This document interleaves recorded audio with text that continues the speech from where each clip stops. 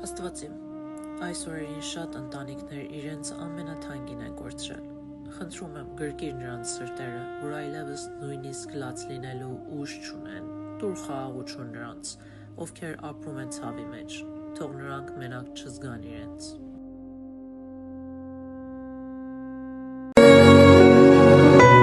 You are my hiding place.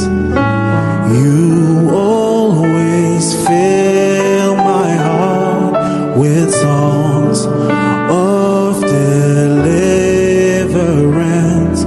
Whenever I am afraid, I will trust in you.